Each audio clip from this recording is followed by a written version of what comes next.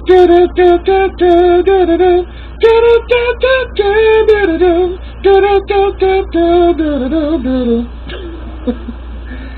just messing around, y'all. What's up, everybody? This is your boy Kenny, and this is Unsung Season 11, and this episode is about Shanice. I am so happy that they have finally did this episode. I've been looking forward to it, and I can honestly say I really enjoyed this episode. I enjoyed the story. I enjoyed, hearing all of this music that I grew up with and that still, I hold dear and true.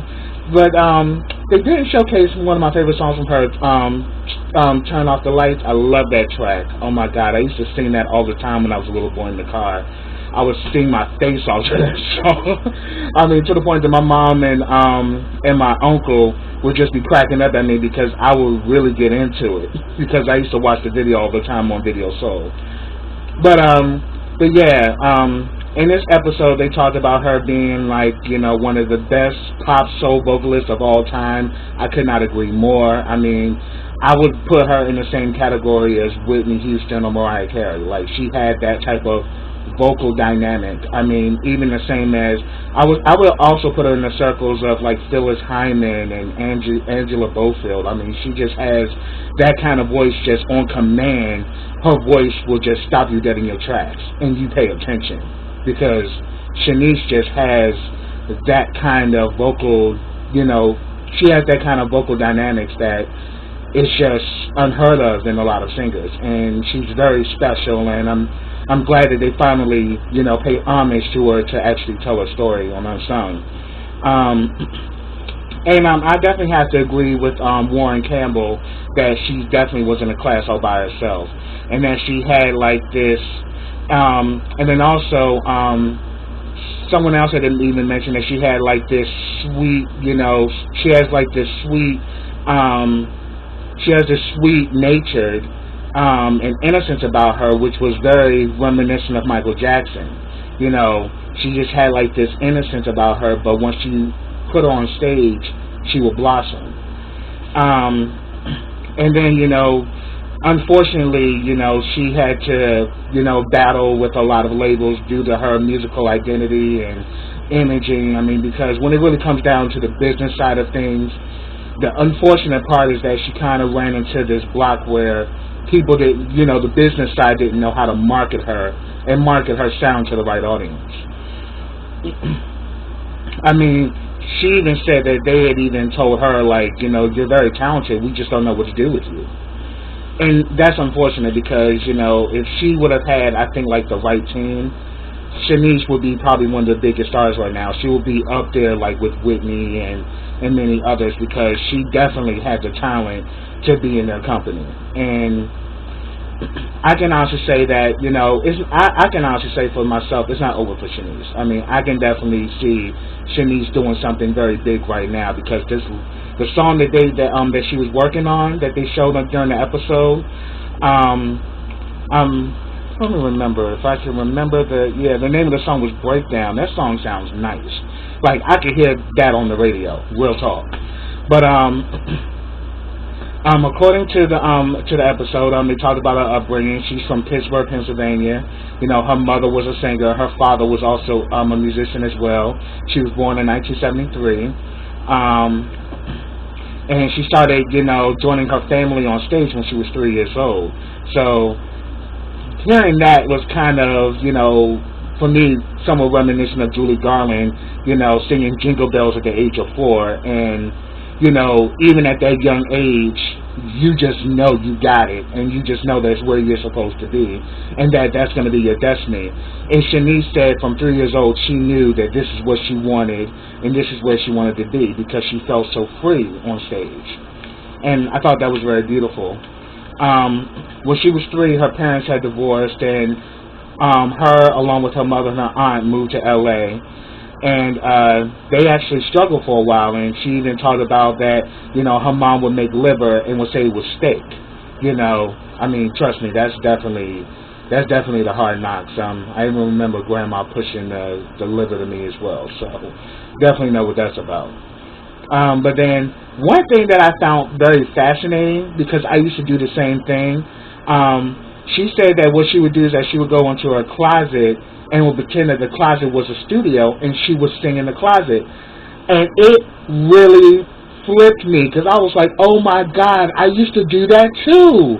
Like my closet actually had a light inside of it.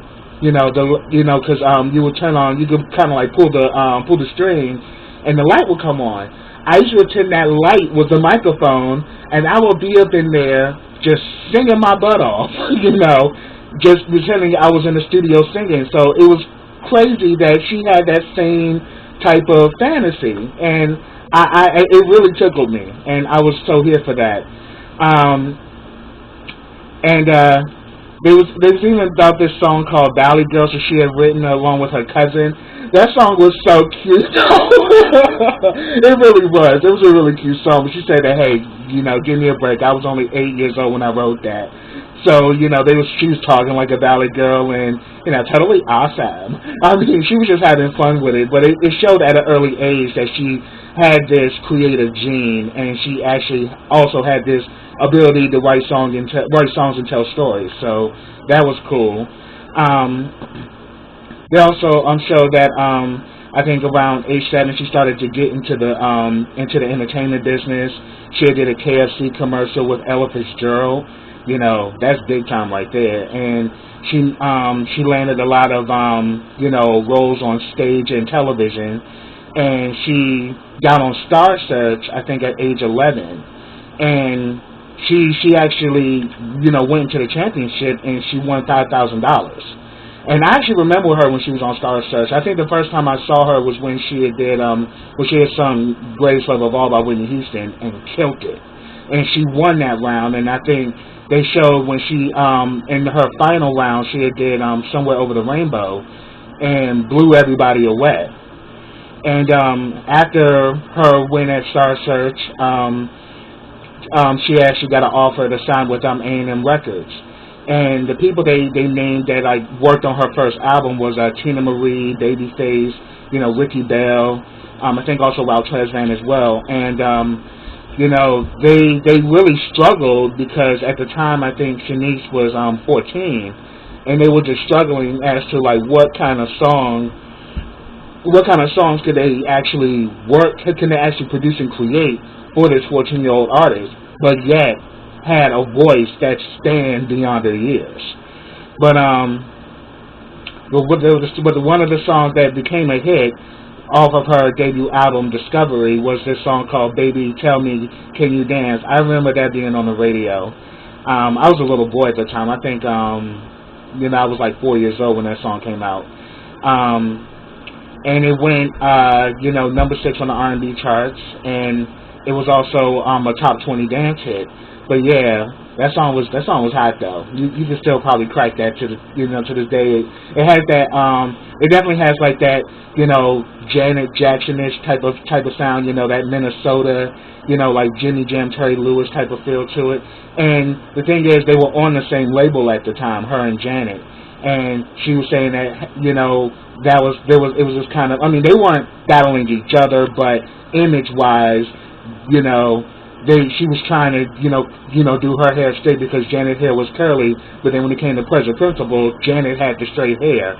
So it was kind of that thing going on. But one thing that they mentioned is that, her being a child star, she definitely had a lot of, young boys that were after her.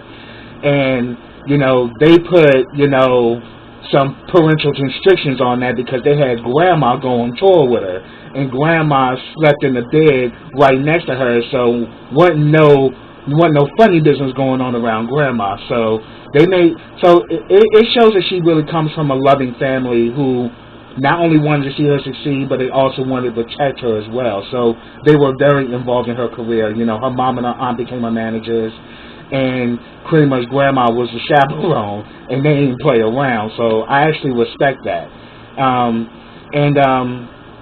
Pretty much what happened is that after her first album, after that one hit, the album began to fall.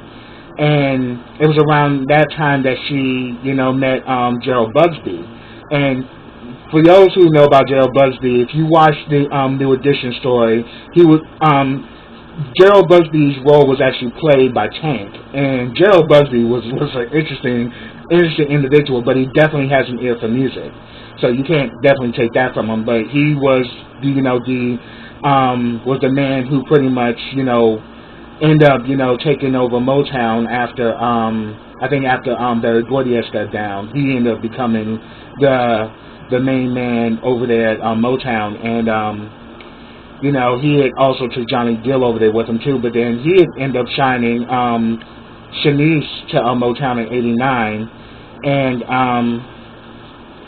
for her album Inner Child, which came out in '91, Narada Michael Walden is a very well respected producer in the game. I mean, he's worked with Whitney Houston, Dionne Warwick. He's worked with some of the greats. Aretha Franklin as well, and the song that they came up with is pretty much one of the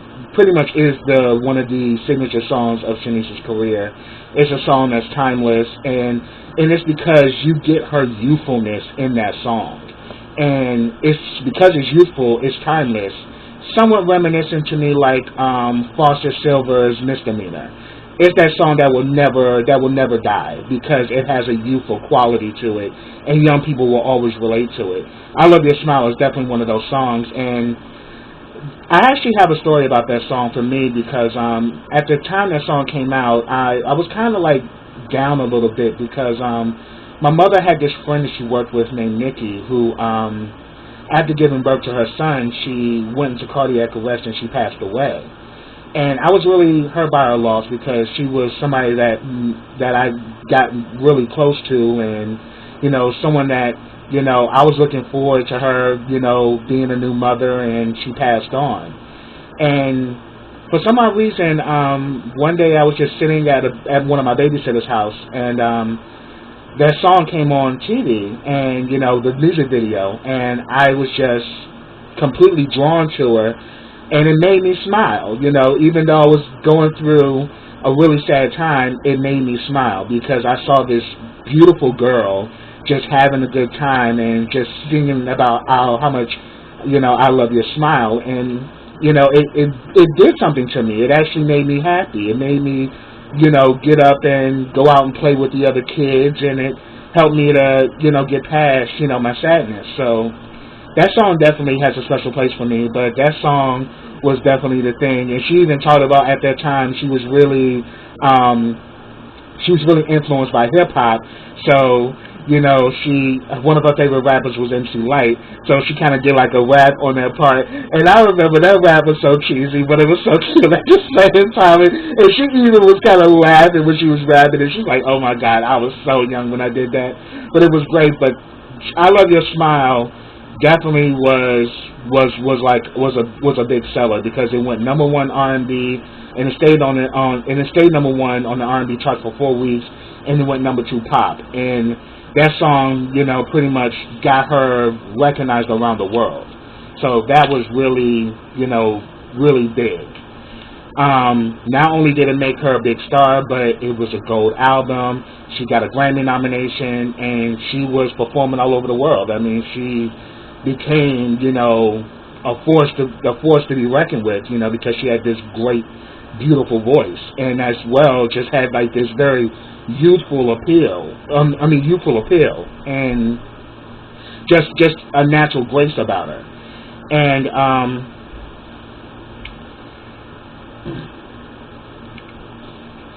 oh yes. And then she also had some other hits on Inner Child. Another hit she had on Inner Child was a song Silent Prayer with Johnny Gill. I definitely remember that song being on the radio a lot. And then while she was, and then also a big thing that she did was that she ended up doing a video for 90210, for Beverly Hills 90210. And there was a song that was written by, Diane Warren and David Foster. These are like pop songwriters, like top of the line. And the song that she did for, and the song that she did for the Beverly Hills soundtrack, it went number 4 on the pop charts. So I was saying right there, that's her lane. Like, she could have had, like, a really big pop career. I mean, she could have, been in the same, categories of like Whitney Houston or Mariah Carey. She could have been, that big, teen sensation. I definitely, if you really listen to that song that she did for the Beverly Hills 90210 soundtrack, I mean, it's apparent she had that ability, that she could have had a big pop career. And then also another song that I definitely remember, "It's For You," that was on the Meteor Man soundtrack. They played at the end of the movie. But yeah, that song was the ish, and I love it still to this day. I still jam to that. Pretty much when it came around her, when it came around working on her third album, her manager wanted her to kind of do more pop songs, because obviously she struck a chord there with a pop audience, because Shanice was that person that a lot of people can relate to, not just blacks but whites, many other races. People can relate to her because she has this innocent, pure quality about her that's relatable to everyone. So she definitely had it to be a pop star, but Motown was trying to focus her more into the urban thing, to more of the urban and the black audience. And that third album, 21 Ways to Grow, it had no hit singles off of it. And that was pretty much them letting them, that was pretty much kind of like the ring of the alarm that, look, you guys need to maybe focus on pop more. But, that's not what happened. And, if anything, I think the reason why that album didn't chart was because it kind of confused our audience. She pretty much started to have this big pop audience, but yet the material that she had wasn't relating to that pop audience at all. So if anything, that definitely led to clashes with Motown. And she also did Les Miserables, and I thought that was pretty cool, And she said that the way that she was able to do that role, which was a very emotional role, was that at the time she had a bad breakup, and she was able to channel that breakup into the role that she was playing. Genius. And after she left Motown, she ended up signing with LaFace, with L.A. Reid and Kenny Babyface Edmonds. They put her with Warren Campbell. And they came up with the song "When I Close My Eyes." I definitely remember that track. And she said that choreography was interesting because they were doing sign language. So she said that I did that because so people who couldn't hear could actually hear what we were doing. They can actually hear in their own way. And I thought that was really great. And this song did wonders, because this song at first, when it entered to the pop, it was at 91, and it jumped from 91 all the way to 16, and that was like the biggest leap in music history at that time. For a song to go from 91 to 16, that's huge, and it really just goes to show the power of Shanice and her vocal ability. And another song that came off of that album was Yesterday, but they didn't promote that, and I was like, they were stupid.